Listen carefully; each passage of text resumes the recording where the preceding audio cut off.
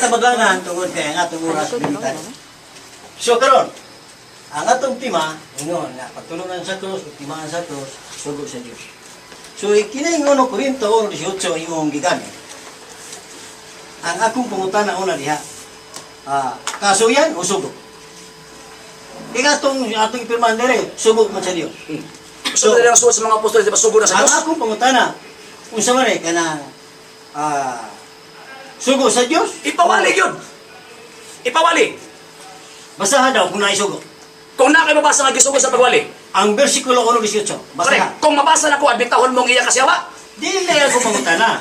Tubaga, akong pangutana. Kung mabasa na ko, nga, gisugo pagwali ha?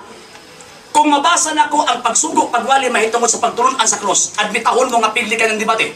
Ang akong pangutana. Basta si Kristo wala magpadala nako arong pagbunyag kundi arong pagwali sa iyang ebanghelyo. Sugo, di ba? Dili sa nindot ka mga pulong kaysa marana sa pagwatli sa krus ni Kristo.